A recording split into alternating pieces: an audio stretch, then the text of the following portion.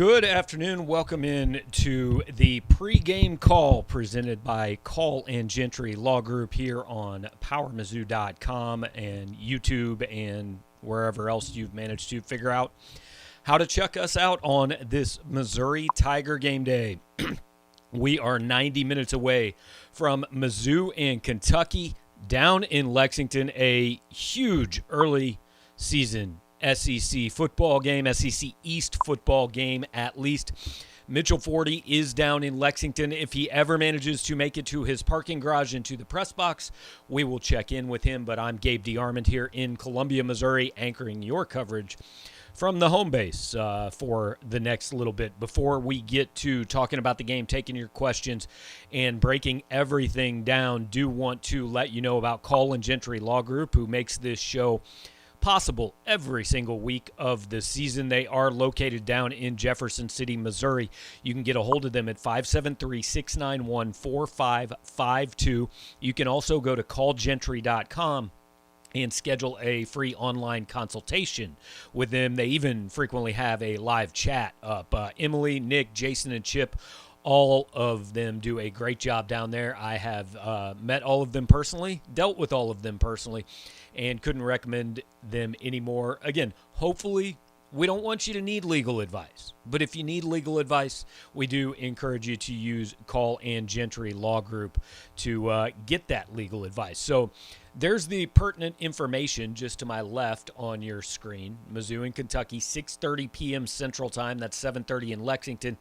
On the SEC Network, you can hear Mike Kelly and Howard Richards on the Tiger Radio Network.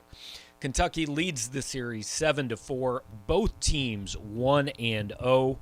So far this season, Missouri a 34-24 winner over Central Michigan in Week 1. And Kentucky beat, Louisiana Monroe 45-10 for whatever that's worth. It's worth a win. It's worth a win just like anything else. It counts. Now, how much stock do we put in it? We're not sure about that, to be quite honest with you. But the Wildcats are 1-0, the Tigers are 1-0, and they head into a game that really has determined a lot in the SEC East over the last few years. The team that wins this game finishes ahead of the team that loses this game every single year. It's happened 9 years. Missouri's been in the league 9 years. Kentucky leads the series 5-4. Kentucky has finished ahead of Missouri in the East standings 5 times. Missouri ahead of Kentucky 4 times. And want to shout out Dave Buck, giving us the super sticker, which I assume is like a super chat. So, Dave, thanks, man. Appreciate that. We never are going to ask for it, but always appreciate anything anybody wants to toss our way. Doing this every pregame, every postgame, and we're doing shows every day. Except for Sunday. Sunday is reserved for writing and Patrick Mahomes in my world. In that order, sort of. But appreciate Dave Buck. Appreciate all you guys that are here watching, and plenty of comments already rolling in. I promise I'm going to get to them. I'm going to get to your questions throughout the next hour and 15 minutes. We are an hour 25 away from the game, so we'll take you up pretty close to kickoff. We will hear from Missouri defensive coordinator Steve Wilkes. During this next hour, we will hear from Justin Rowland, who covers Kentucky for CatsIllustrated.com on the Rivals Network here in the next hour. But we're going to start with your comments, your questions, and Justin Ferguson is asking about, having optimism based on seeing some other scores today.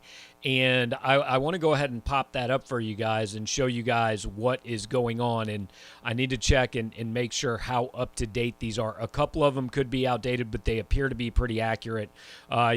Georgia is outdated. Georgia is now winning 49-0 over UAB, and Alabama is 38-0 over Mercer. Those games don't count or matter. We knew those were going to happen, right?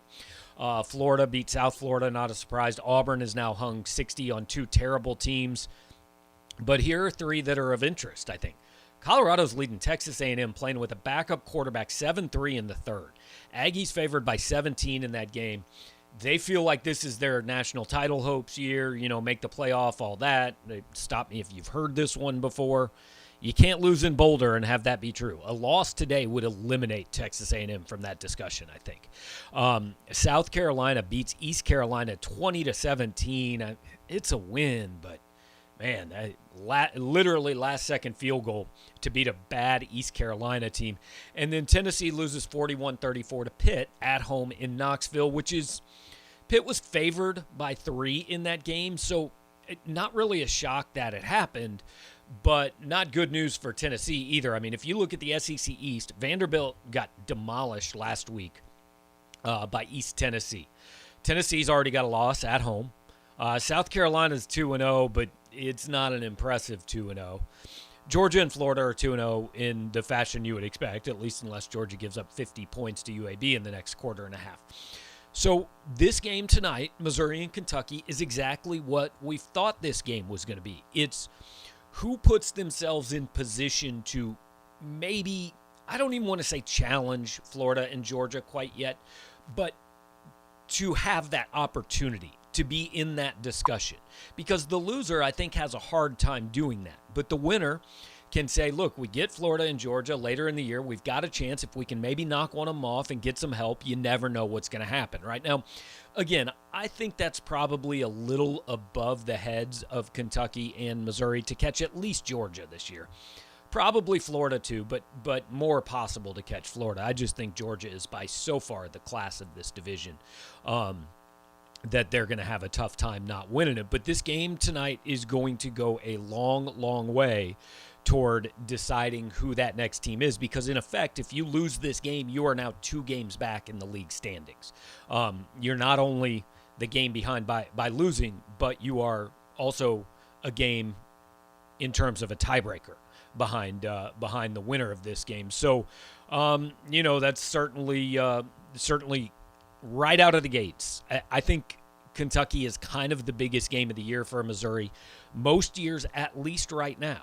Now, obviously, Eli Drinkwitz would love to get to the point where maybe Florida's a bigger game, Georgia's a bigger game, maybe there's a team in the West that's a bigger game. But Missouri isn't there yet. Right now, Missouri's job, Missouri's hope is past Kentucky in the SEC East hierarchy. I mean, that's just kind of the facts of the matter. And I want to take a look just at some of the pretty rough basic numbers from last week for both of these teams. Total offense, I mean, look, this is all the talk about Kentucky, right, is this offense. You look at 2 numbers. You see the 564 total and the 419 passing. That is not – Tim Couch did not play quarterback for Kentucky last week against Louisiana Monroe. This is not a number we've seen from Kentucky in a long time. And people say, yes, Louisiana Monroe's bad. They are. But still, Kentucky hasn't done this. It's not like Kentucky's never played bad teams in the past years, and they've never quite done this, throwing the football. They got Josh Ali and Wan'Dale Robinson on the outside. They can still run it. They didn't run it great last week, but they still can. They have Chris Rodriguez and Cavassier Smoke, and they've got a couple of NFL offensive linemen. So I know what you guys are thinking right now. I'm tired of hearing about the Kentucky offense and how great it is, and I understand that. It didn't prove it's great last week, but it proved it's capable of doing what it did to a bad team. Missouri on defense last week was much better in the second half, but a lot of that came when they started blitzing. So how can they do that against Kentucky is my question. They were blitzing against Central Michigan because they didn't get much pressure without blitzing them. Now, they could do that against Central Michigan because the secondary largely could handle Central Michigan's receivers one-on-one. Can Missouri's corners, whether that's a Caleb Evans, who Joel Lorenzi wrote a nice story on our site this morning, hope you guys read that, whether it's Ennis Rakestraw, who I think had a very rough debut this season, Chris Abrams-Drain, who I think was the opposite. He was very good in week 1. So those, I think, are going to be your 3 starting corners. Can those guys handle Kentucky's receivers one-on-one, which would then allow Steve Wilkes to bring a little bit of pressure? Obviously, we'll have to see, but I think that's a huge key to this game. Eli Drinkwitz was also up front that, hey, we know they throw the ball. We know it's a different look of an offense, but the key against Kentucky is still stopping the running game. And so with kind of all of those things in mind, I think really the most important matchup in this game is Missouri's defense, coordinated by Steve Wilkes, and Kentucky's offense, coordinated by Liam Cohen, who came from the Yeah, the Los Angeles Rams. I have to frequently think about where they're located. But Wilkes and Cohen have actually matched up before when Wilkes was in Cleveland and Cohen was in L.A. So we talked to him a little bit about that, about the scheme, and about some of the guys that stood out from week one. So I want you to hear from Mizzou's DC, and then we'll come back and hit some of your questions. Past week, definitely one of the things that we got to make sure that we show up is our run fits. We got to stop the run. Kentucky does a great job of running the football. I think Rodriguez had probably 125 yards rushing last week. Very dynamic football team. When you look at their offensive line, it's probably, if not one of the best, if not the best, one of the best in the SEC. So we got our hands full up front.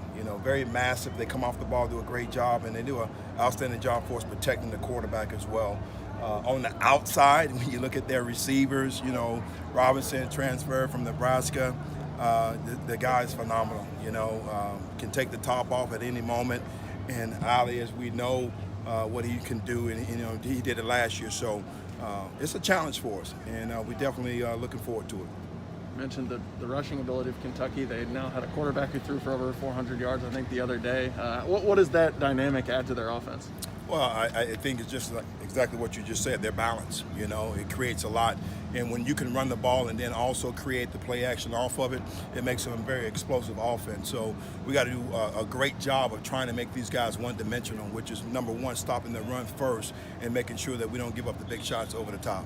Steve, I know there was a lot of talk last spring about playing a little less man and more zone. Did you guys play more man than you planned on Saturday? I know Coach Stoops said he thought you were in it a lot. When you look at the film, yes, we did, based off the situation in the game, just really trying to create a little bit of pressure up front and try to get out the quarterback, which I thought we did pretty good at times, ending up with 9 sacks. So we got to do a much better job for us getting pressure up front without blitzing all the time. So that's one of the key things that we're looking to do this week. Stuff in the run defense, easily fixable? What, did you feel like you fixed it overtime during the game on Saturday once you got in the second half? I do. When you really look at it, it wasn't really like a lot of problem runs. It was really one guy at one point in time not executing and doing their job. So we got to do a much better job of really being disciplined, still working our fundamentals and technique, and really just staying into our gaps.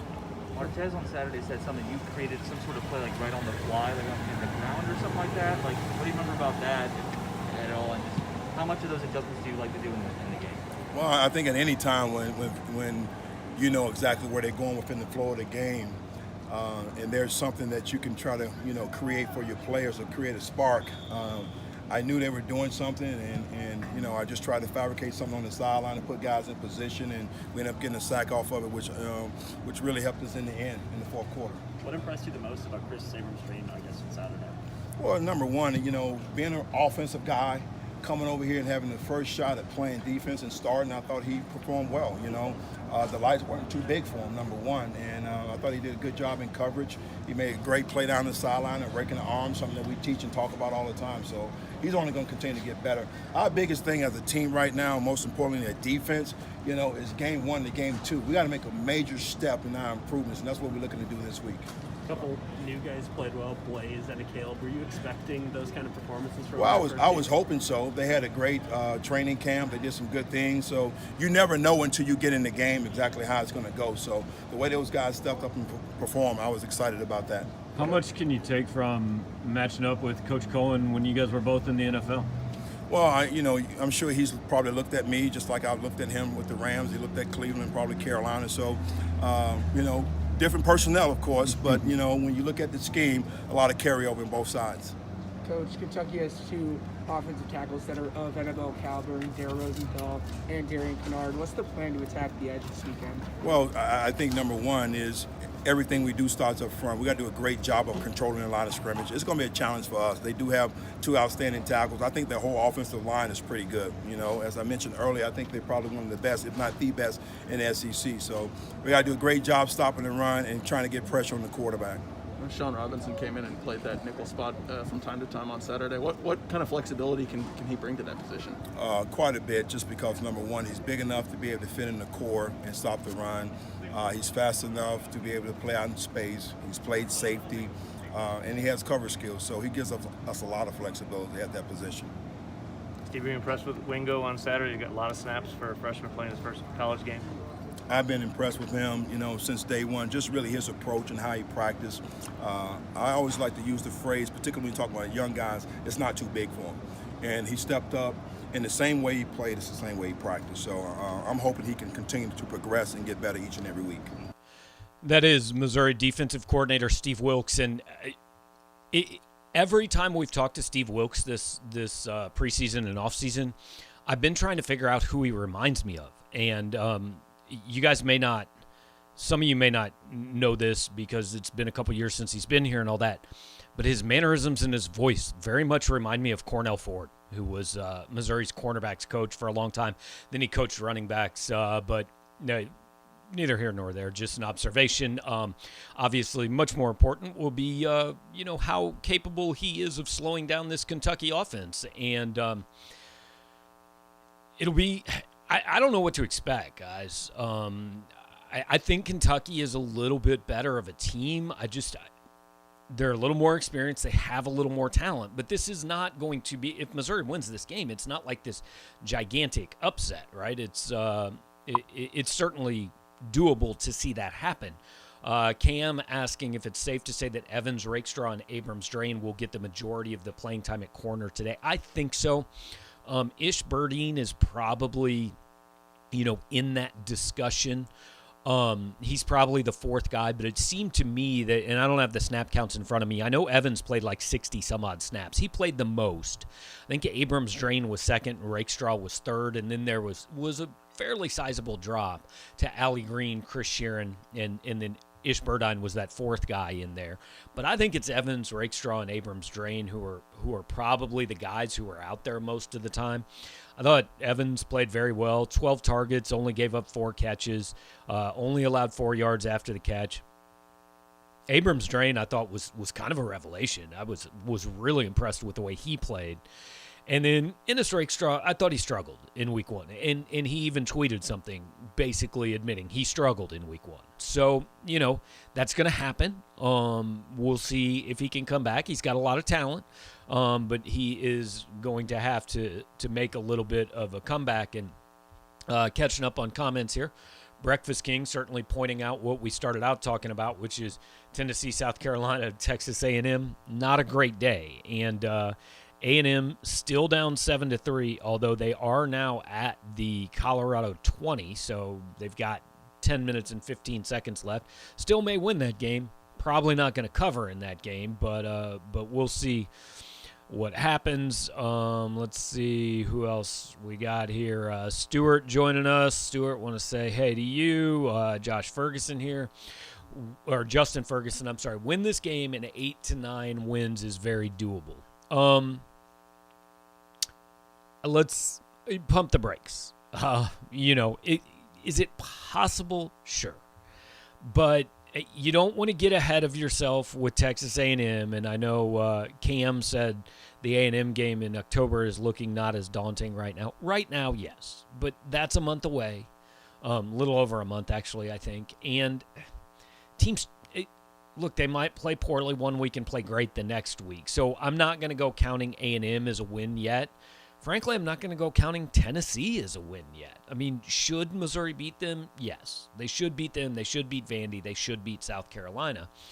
But only Vandy out of those games, I think, is a complete gimme. This is a little bit what I wrote about last week. Let's not start counting up wins. I mean, this team isn't – I don't think talking about 8-9 is realistic quite yet.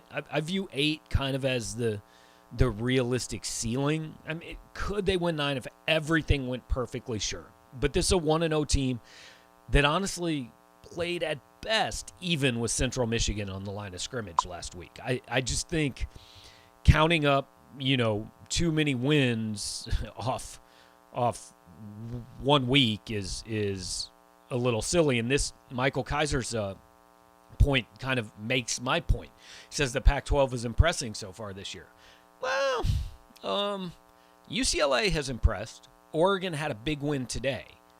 But the Pac-12 was awful last week. I'm talking like worse than the ACC awful. I mean, Washington got beat by Montana, and Washington State lost to somebody really bad, and Oregon State lost to somebody really bad, and Cal lost to Nevada, and Arizona got beat by BYU. I mean, all I heard last week was, hey, Pac-12's done in the playoff unless UCLA can get there. So we tend to make so many judgments on one week, and I think we've got to wait a little while, right? We've got to get more data. Josh Fan says, do you know enough about Kentucky to say they improved enough to stop the run this year? I'd try that again until they prove otherwise. I agree. I think, when we play my interview with Justin Rowland here in a few minutes, you'll hear Justin say Kentucky's defense is based largely on not giving up the big play and hoping you get greedy and try to go downfield rather than just being patient. Connor Bazelak, I think one of his biggest strengths is being patient and taking what's there. And if he has to go 6 yards at a time, he'll go 6 yards at a time. Missouri did that masterfully last year. It was a beautifully called game by Eli Drinkwitz last year and beautifully executed by his offense. Now, can they do that without Larry Roundtree getting 34 carries? I don't know. Tyler Beatty had 25, I think, 28 touches overall last week. I don't know if you want to do that to him again. You might need to see a little bit more of Elijah Young. But yeah, I think you go into this game kind of thinking, hey, let's try the same thing as we had last year, and if they can't stop it, we're just going to keep doing it. Will that work? I don't know. I think last year was kind of the outlier. Kentucky's been a really good defensive team the last few years. They did not look it against Missouri. Justin not sold on Wan'Dale Robinson being an elite receiver. First touchdown of his career was last week, and I get that. He also was at Nebraska, which wasn't the most functional place, a year ago. So he has elite speed. I don't know if he is an elite receiver quite yet. Matt Anderson worried about the offensive line, and look, that's fair. I think if you take one big concern out of last week, that big concern is that, again, on the lines of scrimmage, Missouri at best played to a draw with Central Michigan. The offensive line got beat a fair amount. Central Michigan had like 13 tackles for a loss or something. The defensive line, the run game wasn't great.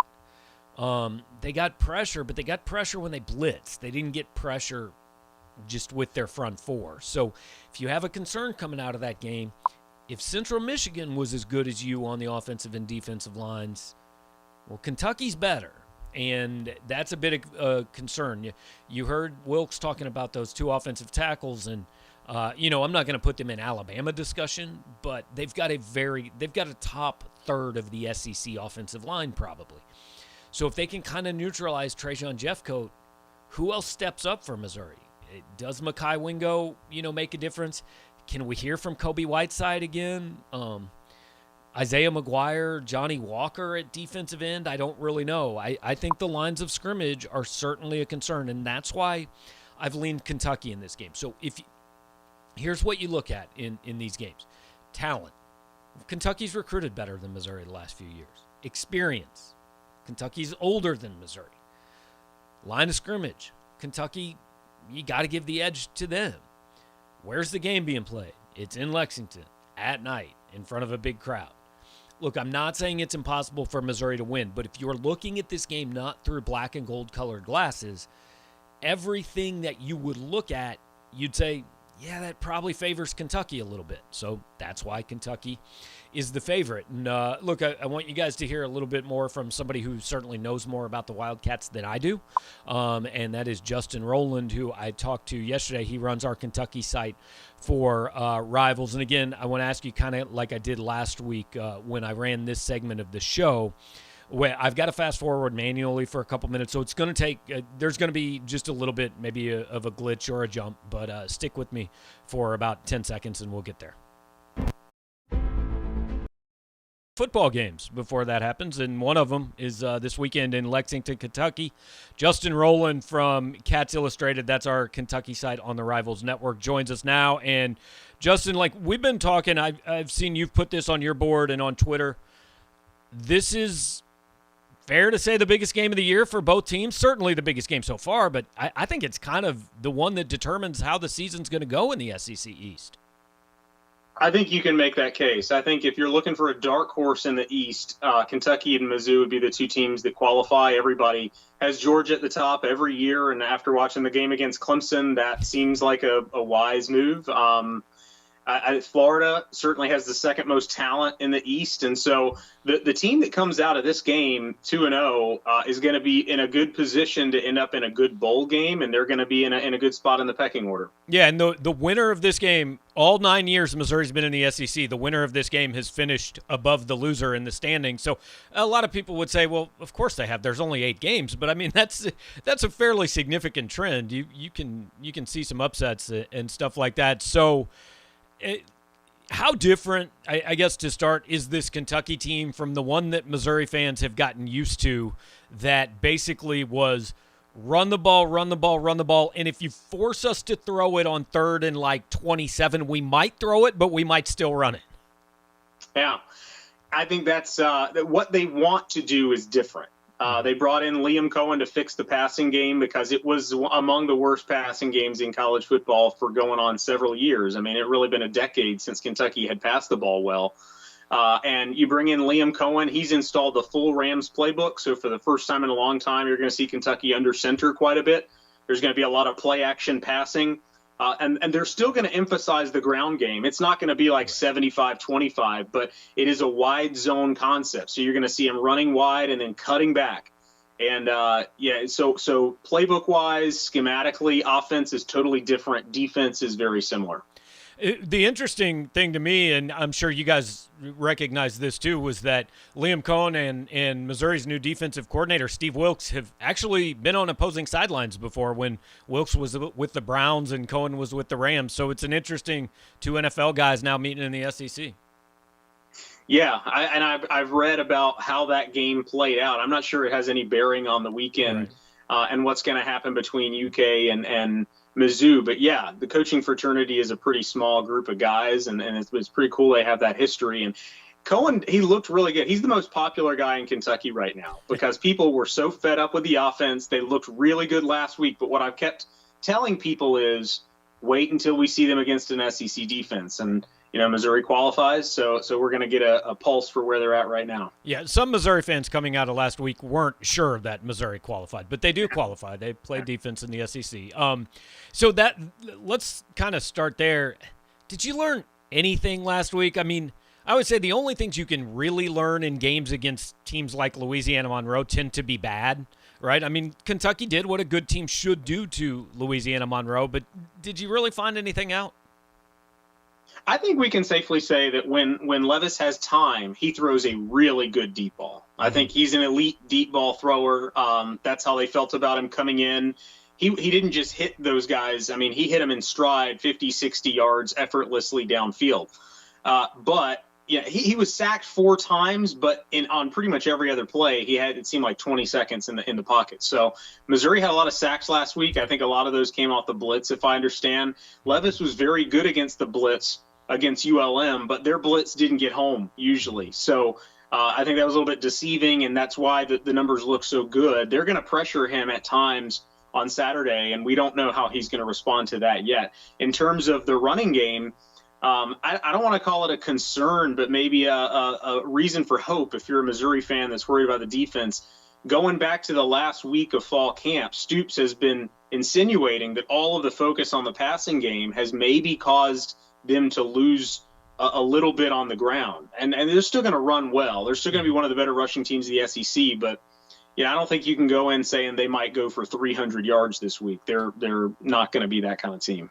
Well, and the focus has been on the new quarterback and the skill position players, and we'll get there. But, I mean, Kentucky may have the best offensive front in the SEC. I mean, I've got a hard time, Alabama I don't even include in these conversations. Like, they play their own sport. But outside of Alabama, Kentucky might have the best offensive line in the SEC.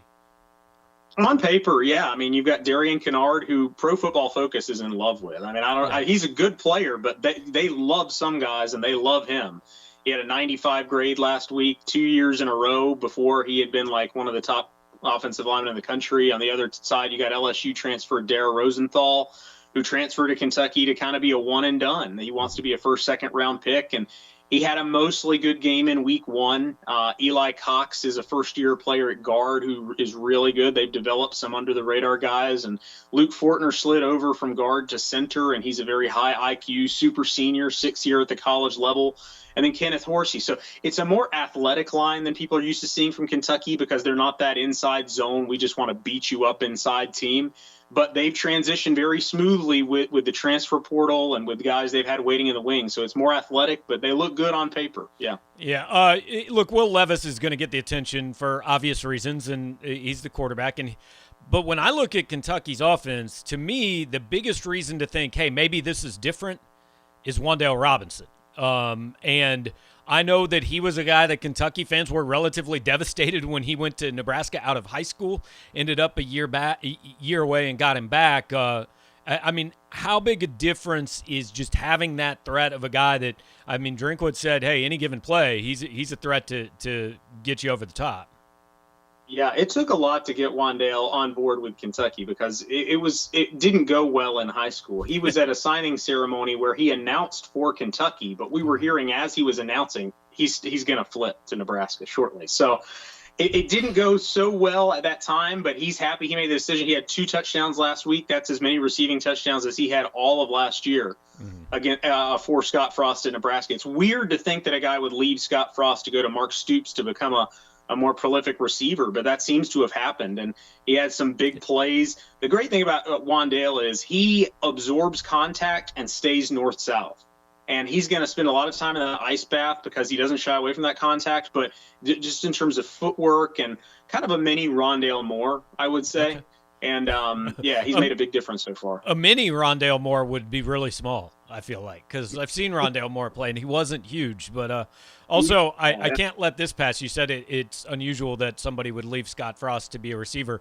It's really not unusual, though, that anybody would leave Scott Frost these days. That's just that's right. That's just not even fans. Yeah. So then the running backs, Chris Rodriguez is the guy. And look, I've said on our board, like once every 4 or 5 years, there's a guy in recruiting that I actually just openly say, I want Missouri to sign this guy. I'm still fairly irritated that Missouri offered Cavassier Smoke and did not sign him. It has nothing to do with how he plays. I have no idea. I just want that guy on my team that I get to talk about a guy named Cavassier Smoke every week. He's a really talented player, yeah. And he didn't have a great week last week. He fumbled. He didn't put the ball in his outside arm going to the sideline, and they got lucky because the refs called them out of bounds running back the other way, and he wasn't out of bounds. Okay. And then he had a big drop in the open field. But they're 2 totally different players. Smoke is an explosive slashing runner who is going to beat most guys in a foot race, and C-Rod's not going to beat many guys in a foot race, but he's going to dole out some punishment to guys trying to tackle him. I think it's an open question, is wide zone the best scheme for Chris Rodriguez? Because that cutback and getting through that hole fast are prized qualities, and he's really just more of a grinder, a beach-up kind of guy. Does he have the explosiveness to be a great back in that scheme? We're going to find out, and I'm sure, as much as we've talked about Levis, Drinkwitz has already said stopping the run is the priority. And I think that establishing the run is going to be the priority for Kentucky. Yeah, and you mentioned the cutbacks. Missouri's linebacking core had some issues with that last week against Central Michigan. I mean, look, they lost Nick Bolton. He's the second-round pick. He is going to play a lot on Sunday in Kansas City. So obviously replacing him was going to be tough, but the linebacking core had a tough time. Missouri really started having success when they blitzed, which I think against Central Michigan you can do because you can man up their receivers on the outside. If Missouri does that and has to cover Robinson and Josh Ali one-on-one, is that – do you think that's a recipe for success, disaster, or somewhere in between? They looked good last week. I'm not going to lie. I mean, it's kind of strange because we had been conditioned to think that this was like the worst wide receiving room in college football. And I think what you had is the quarterback play was probably more of an issue in the past. I think the receiver play was better than it probably should have been because the quarterback play was so bad. But, yeah, I mean, these guys look fast and explosive getting off the line of scrimmage. Isaiah Epps emerged as like a number 3. He's coming back from an injury, and he's a deep threat. It's not a really deep receiving core. You're talking about they're looking at a couple of freshmen to help them in the 4 and 5 spots. But in terms of Josh Ali and Wan'Dale Robinson, they have a legit I would say upper echelon SEC 1-2 punch there at receiver, and it's been a long time since we've seen that. Talking with Justin Rowland from Cats Illustrated here on Opposition Research. This is our Thursday show. Every week during the season, we're going to look at Missouri's opponent that Saturday. Speaking of research, Edward Jones, Stuart Eastman, those are the guys that are going to do your financial research. I'm not smart about that stuff. I just say, I don't know, do something that's not going to lose me money, and he actually ends up making me money. So I appreciate that. You guys should get in contact with him, 573-817-3108. or at edwardjones.com. He makes this show go every Thursday, and we're going to flip sides of the ball, Justin. So Kentucky's defense is relative to the last few Kentucky defenses that everybody has kind of gotten used to. Where's this one fall, do you think, at the end of the year? About what you've gotten used to seeing. That just schematically, they focus on keeping everything in front. They do not want to get beat by the big play. And so if you can take what they give you, if they give you 5 yards, just take the 5 yards, live to see 2nd and 5, live to set up 3rd and 1, 3rd and 2. That's how you beat Kentucky, unless you're Alabama. Right. Missouri did that last year. I mean, Connor was mature beyond his years in that game. He executed a very simple game plan, just really, really thoroughly. And that was the difference in that game and their wins against Tennessee and Mississippi State. When their quarterbacks decided they wanted to pass into double and triple coverage downfield, they just weren't patient. That's why I think fans feel like Kentucky is rightfully a favorite in this game, but they're worried because they saw what this young quarterback did and how much poise he had in executing a game plan last year that they'll probably see again to some extent on Saturday. That was one of the weirdest football games I've ever seen. I mean, Kentucky ran 35 plays the entire day, and yet somehow it was a 7-point game with like 10 minutes left. You know, it was bizarre. I've never felt like a team dominated a game so much, and yet with 6 minutes left, you're going, I mean, hey, I've seen this movie against Kentucky before, and it's not impossible that it flips. Again, you don't learn a lot in week one. Louisiana Monroe, I don't think, has the most potent attack, but if you're talking to Mark Stoops, what's he most confident? And then I guess flip side, where's he worry on this defense? I mean, is there a spot where maybe they are vulnerable? I would say against most teams, there aren't any glaring holes. You know, is Georgia going to be able to line up with Zamir White and run in between the tackles? Probably so. You know, is Florida going to be able to isolate guys in the perimeter and make you miss? Yeah. They don't have great depth at cornerback. They only have 3 cornerbacks that they feel really good about right now because there are 6 guys out with an outstanding legal issue, and 3 of those guys are defensive backs, younger defensive backs. So if Missouri can get 4 receivers, 5 receivers on the field at times, that could really test the depth of Kentucky's secondary, especially at cornerback. But otherwise, they've got, you know, seniors and super seniors on every level of the defense. Josh Paschal on the defensive line. Marquand Bully McCall, who I think Drinkwitz talked about this week, nose tackle. They got DeAndre Square at linebacker, who I know Missouri recruited, and Yusuf Corker at safety. And these are really high IQ football players. It's a defense that has a lot of coach on the field types, but no Josh Allen, you know, a clear-cut first-team All-SEC player who's just going to punch you in the mouth and hold you without a first down in the second half like they did a few years ago at Missouri. So I would say solid, but not a lot of star standouts. What's the reaction in Lexington to Eli Drinkwitz coming out yesterday and saying we are nowhere near ready to go play a good team like this on the road? Because the reaction in Columbia has been, oh, well, he's just trying to send a message to his team. And I've been telling people, like, he's also trying to control expectations because you know how it is when a team starts recruiting in a way they haven't recruited before. Fans get a little ahead of themselves, right? And think maybe this is going to be the 9-3 year when this is probably not going to be the 9-3 year. And I think Eli Drinkwitz knows that. So I think he is trying to motivate his team, but I also think there's a little bit of truth in what he's saying here. Yeah, well, look at Mac Brown in North Carolina. I mean, they're recruiting probably at a top 10 level right now, and we thought they were a top 10 team, and those 4- and 5-star players are just freshmen right now. They're not making that impact. We saw it against Virginia Tech, and we saw it from Kentucky and Mark Stoops. It took 4 years for him to get them to the postseason. And Drinkwitz has a much better situation now than I think Stoops did when he took over. But I'm with you. I think it's a little bit of both. I think most Kentucky fans believe that he's blowing smoke. They really want to hate him. They really want to hate Missouri. I don't think they do hate Missouri quite yet, but I think they want to not like him. At the same time, they respect him. You can't not listen to him and hear a guy who has kind of an inner confidence in his ability, and he just knows. Okay, oh, there you go. Yeah, you froze up there for a minute, but yeah, you're good now.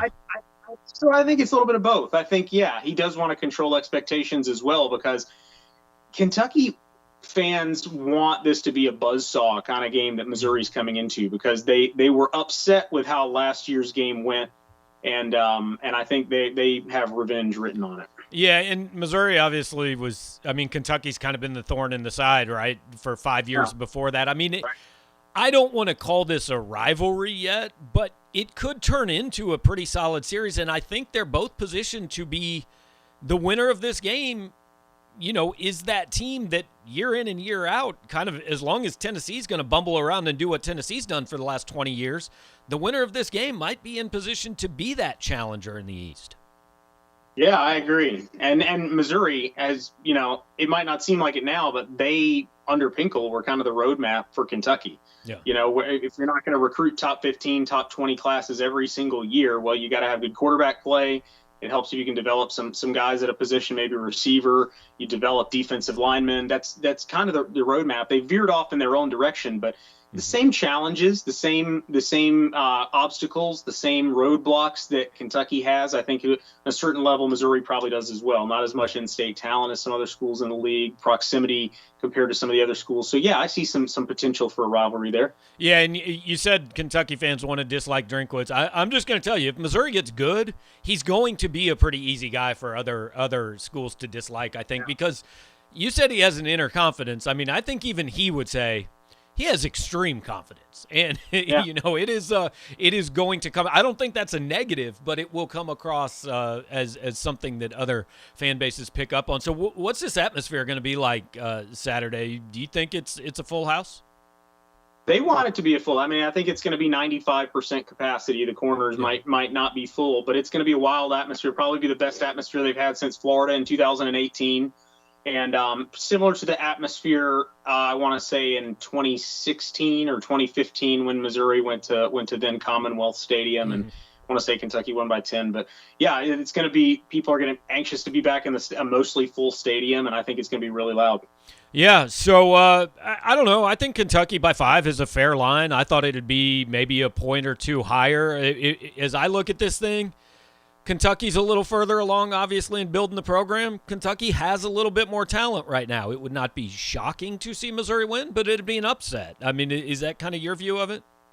Yeah, I think so too. I think on a neutral field, I think it would be like a 1 or a 2 point line. And I think at Kentucky, 5 makes sense. I'll probably pick them to win. And what I tell people at the site who are overly confident about this game is, I think Kentucky probably does have slightly more talent at most positions, but Missouri has what I would call a good quarterback and a good coach. Mm-hmm. And those are two of the biggest boxes to check. If you go into a game with a good coach and a good quarterback, unless it's Georgia or Alabama, you got a shot.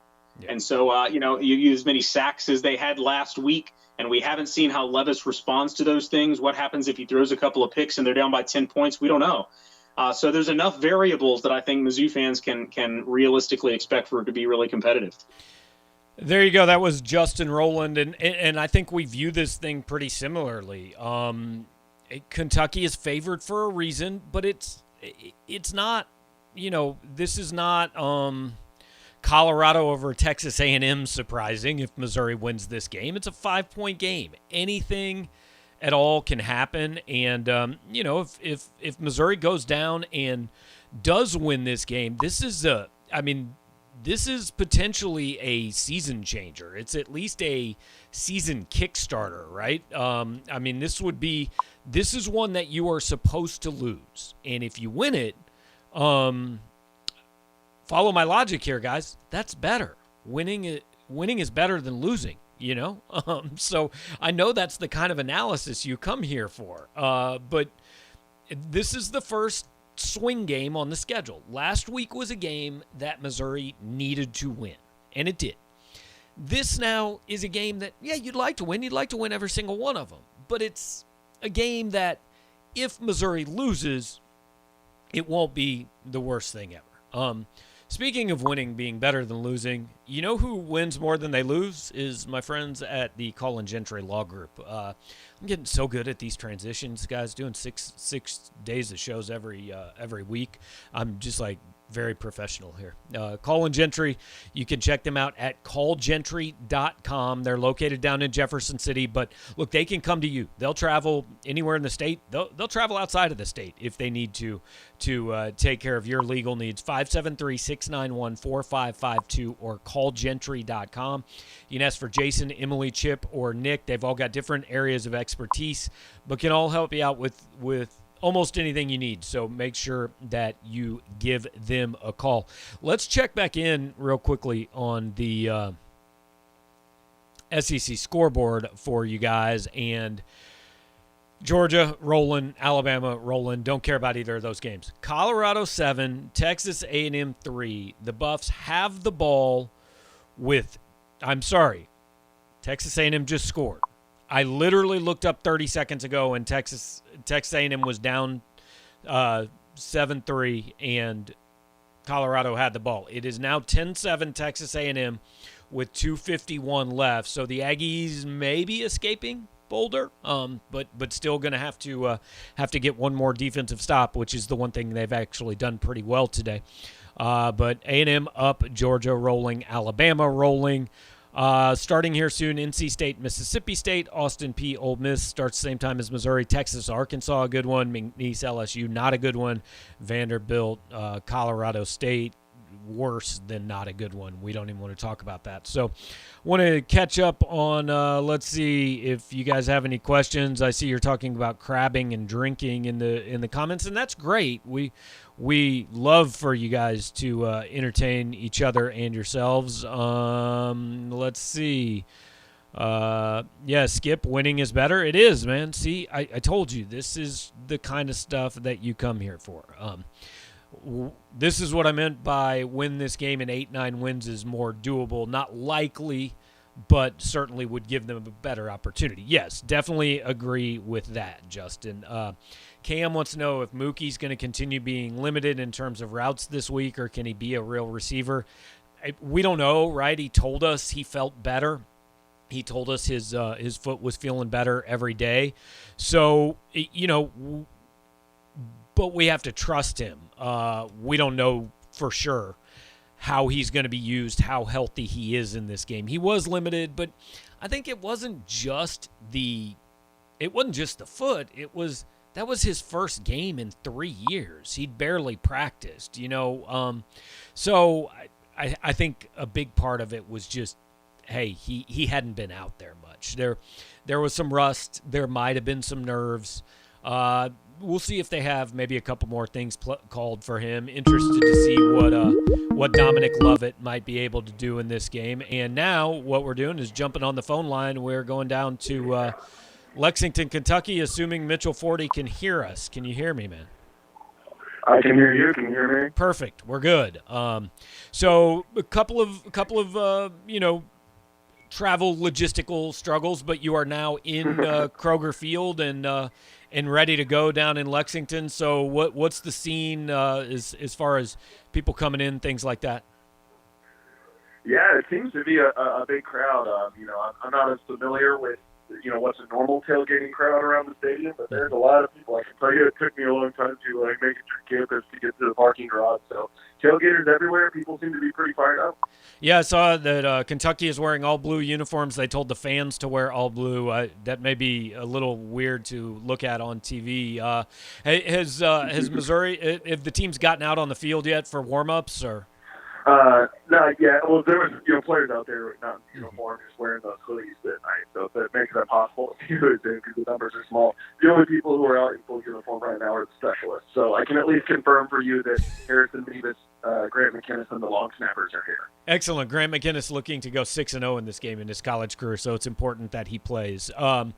We've been talking about this one quite a bit. Basically, is Kentucky's offense as much improved as it looked last week against Louisiana Monroe? I kind of think that's what this game comes down to. I mean, did they look that way because they played Louisiana Monroe, or did they look that way because actually this is a whole different offense?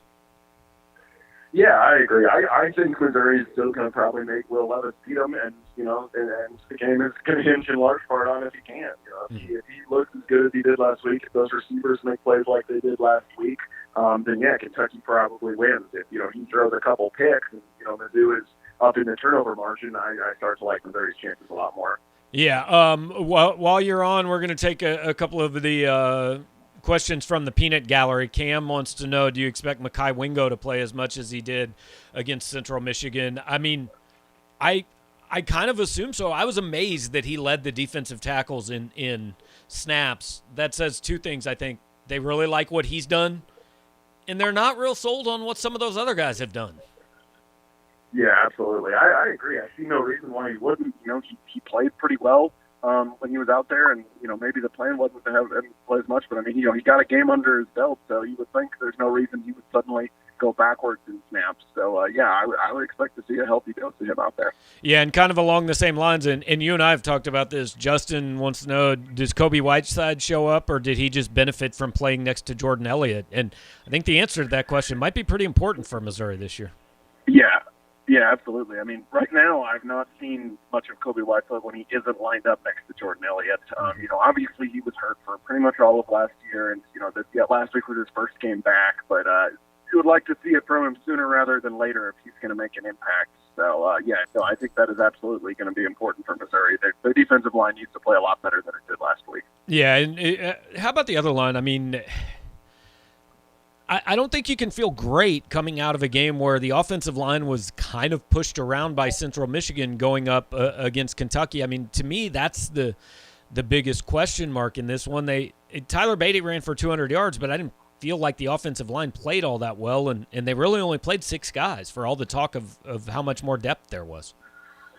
Yeah, I tend to agree. I mean, they were inconsistent at best. Obviously, they did some things right to open up some of those holes, but overall, I thought, that there are too many negative players. There were 13 tackles for loss by Central Michigan in that game, and Kentucky's got a better defensive front than Central Michigan. So yeah, and I think Missouri's going to need to sustain drives in this game, and you don't do that by going backwards. Kentucky's not going to let a lot of explosive plays happen. They're going to have to be fairly methodical, and if you've got a sack or a tackle for loss that puts you 5 yards behind the chains, that makes it really hard to keep the drive going, as we saw last week when Mizzou was 1 of 11 on third downs with the average, distance to go being 11 yards.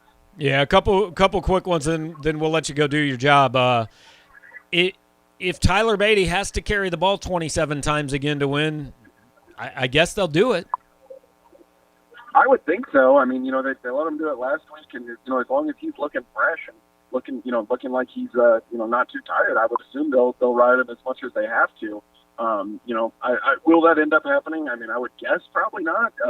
But I kind of think Mizzou's going to have to do a little bit more passing, maybe get the ball on the perimeter a little bit more, just because, like we mentioned, I don't know if I see this Mizzou offensive line being able to just run it down Kentucky's throat.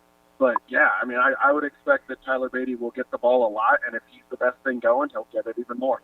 So this is the quality of the show you've missed, Mitch. Skip wants to know if you agree or disagree with my analysis that winning is better than losing. Ooh, I don't know. That's a pretty hot take. I'm going to have to think about that one for a while. Have you talked at all about bratwurst versus kielbasas? Because that's really what I'd like to talk about. We have not. Have you? I mean, you're at Kroger Field. It seems like you should have the option of both, but. Yeah, in the press box we have Subway, which is fine. Okay. It beats a lot of press box meals, but I was really hoping for a bratwurst and or kielbasa, or the chance to taste both and give some analysis. Just do like a sample, yeah. All right, so yeah. I know we both made predictions yesterday. Our predictions probably haven't changed, but before you go, what do you see in final score here tonight?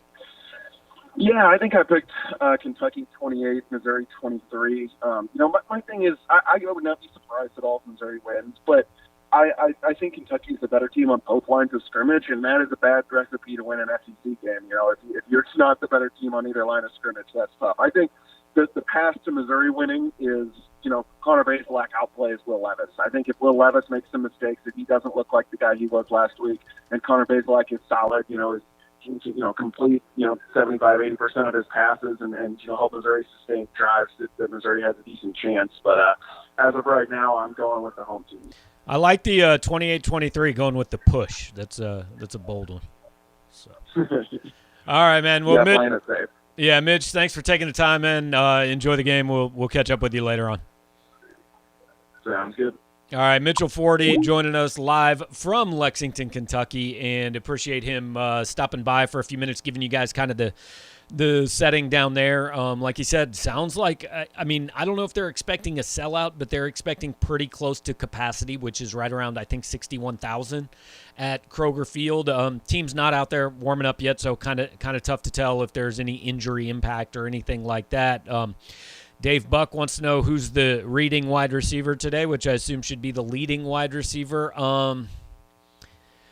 You got to go with Kiki Chisholm till you see somebody else do it, I think, because nobody else has really done it yet. Now, look, I like Chance Looper. I like Mookie Cooper. I think Dominic Lovick could have some plays, but you got to go with Chisholm, I think, until we see somebody else step up and do it.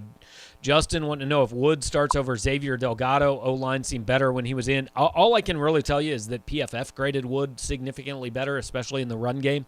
I think the snaps were about 2-1 for Delgado, if I remember correctly off the top of my head, but I would expect those to be at least closer to 50-50. I don't know who will get the start. It wouldn't surprise me if Connor Wood does get the start there at left guard. But Drinkwitz said on Tuesday they're both going to play. I think the combination will be, the distribution will be closer to equal than it was last week. So, all right, Eric says that Texas A&M has won. Yeah, that is a 10-7 final. A&M survives. They will drop in the polls. Georgia has won 56-7 over UAB. Alabama rolling Mercer. And then let's take one more look here in just a minute at that SEC scoreboard and kind of give you guys an idea what the other games that we are looking at tonight are going to be. We're going to have Texas and Arkansas getting going tonight. We're going to have Mississippi State's playing tonight in a game that actually might be pretty decent against North Carolina State. Ole Miss plays Austin Peay. That's going to be garbage. LSU plays McNeese. That's going to be garbage. Vanderbilt plays Colorado State. If you watch that, you have a problem, and there's a 1-900 number you should call. But, yeah, Texas, Arkansas, I think, will be good. NC State, Mississippi State could be good. Missouri, Kentucky, obviously, will draw most of your all's attention tonight. We have broken that one down many, many ways thus far. This is the one that I think before the season both teams point at and say, this kind of gives us an indication which direction we're going. Missouri won the first 3 matchups against Kentucky in the SEC. They won it in 12. Even when they were bad in 2012, went 5-7, they won that game. I believe that might have been Mark Stoops' first year. Might have been his second year. I can't remember. Then 2013 and 14, when Missouri won the East, obviously they won that. Kentucky then reeled off 5 in a row. And Missouri won last year to get this series back to 7-4 Kentucky, 5-4 since they've joined the SEC. Kentucky won both games before Mizzou joined the SEC in this series. I have no idea when those were or anything about them. But they did win them.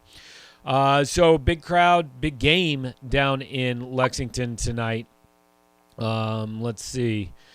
Davin asking, didn't Kentucky have a better offensive line and defensive line last year too? They probably did.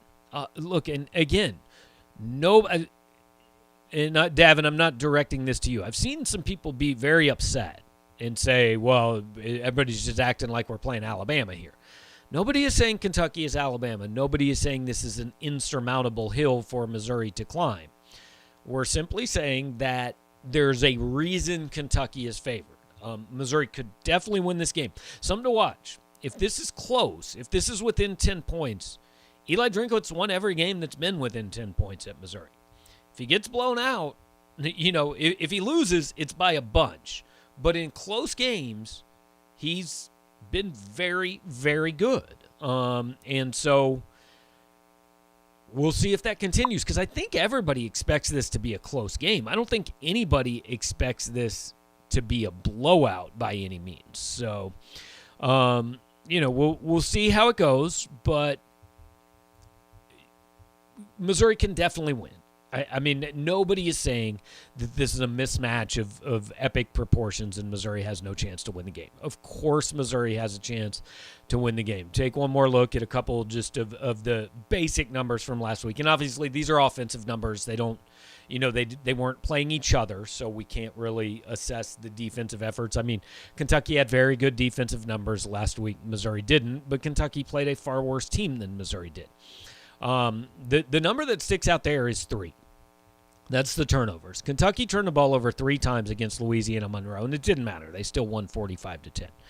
If Kentucky turns the ball over 3 times against Missouri this week, I've got a hard time seeing Kentucky escaping with a W in this game, unless Missouri just gives it right back 3 or 4 times, which is not out of the question.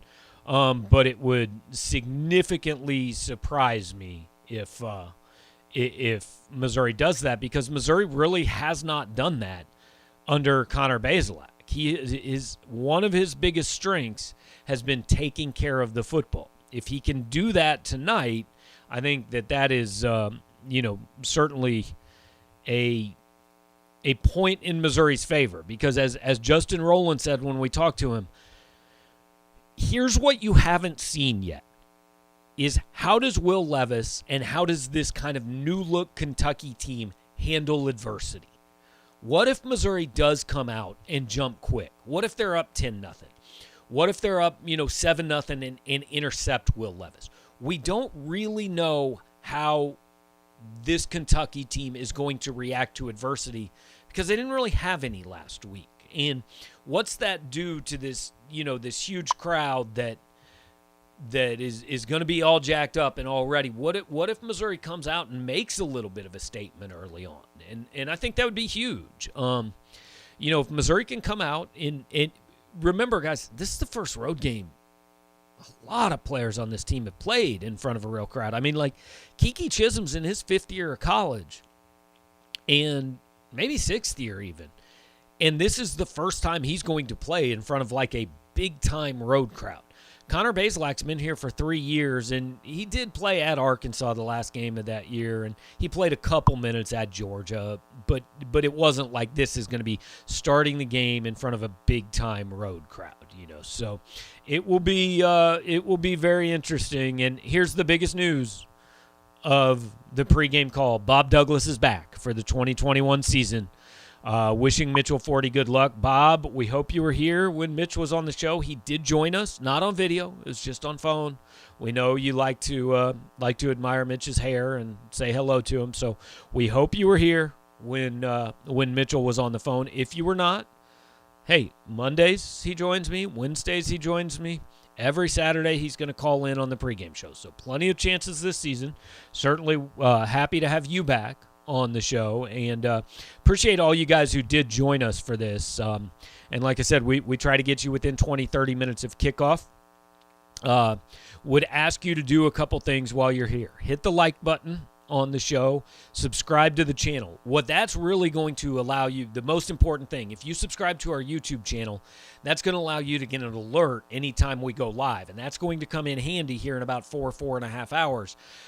Very quickly after this game is over, I'm going to go live on the postgame show. Mitch is going to get on the Zoom for Eli Drinkwitz, and he's going to handle all the postgame stuff down in Lexington. He's going to be posting that on the message board.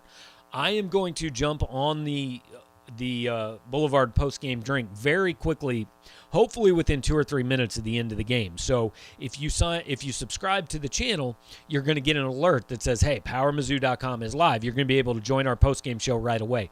I could sit on the postgame Zoom and all that and delay it for 20 minutes and play that for you guys, but to be honest, all that does is, I mean, this game's going to end at 10:30. Something like that. So we want to get that post-game show going and take your calls and hear from you guys. So very shortly after the game ends, I'm going to be back with the post-game show, and we're going to take your calls. We're going to break it down every way we can. Mitchell's going to be writing from the press box while I'm doing that. When I'm done, I'll have some post-game thoughts up on the site as well in a post-game column. So, we look forward to that. Mizzou and Kentucky now 25 minutes from kickoff. We'll take just a couple more questions before we go. Stuart asking if we see more 4 or 5 receiver sets to expose the Kentucky secondary. Well, that's twofold, right? Because if you do that, you're giving up a little bit in protection. Now, I think Missouri should go with more 4 receivers look because I'm not sure Missouri has tight ends that are really difference makers in the passing game. But again, you've got to be able to protect. So if you're going 4 and 5 receivers, do you have enough guys that can keep Kentucky's defense off of Connor Bazelak? That will be interesting to see. T-Rise, I feel like this is a good way to go out. He's going to be loaded by the postgame show. I'm not, but if you guys are, hey, you heard last week, man. I'm not going to say that some of our callers are under the influence of substances, but I'm not going to say they're not. It makes for entertaining content. We hope you guys join us. Again, kickoff coming up in 24 minutes on the SEC Network. So I'm going to go get kind of set up to watch the game, and I'll be on the boards. We'll be sharing stats. Mitch will be giving you stuff. So hope you join us during the game there. And then right after the game, same here, same channel, same place here on the Boulevard post-game drink. This has been the pregame call brought to you by Call and Gentry. And so want to make sure you guys know where to find them. Here's their logo. I'm going to move it down into the middle of the screen. See, there you go. The Call and Gentry Law Group out of Jefferson City. You can go to callgentry.com. You can call them at 573-691-4552. I hope that T-Rise, Bob Douglas, Breakfast King, Davin, none of you guys get in trouble in the next 4 hours. It's the weekend. You know, dangerous things happen sometimes during football games, but I hope you guys are pretty safe. Don't need Call and Gentry in the next few hours. But if you do, you can go to callgentry.com. They have a button that says schedule consultation. Just hit that. You'll be able to get in touch with them, say, man, I made some mistakes. I made some poor decisions on Saturday night during the Mizzou game. Need you guys to help me out. Jason, Emily, Nick, Chip, they're all going to help you out. They're great people. They do good work. They've done quite a few things for me over the years, and will certainly do things for you. Make sure you let them know, hey, heard about you guys from PowerMizzou.com when you call them up. So want to make sure to thank them for doing this. Thank you guys for being here, and we will see you in about 4 hours. Right back here with the Boulevard post-game drink. Thanks, guys. Enjoy the game.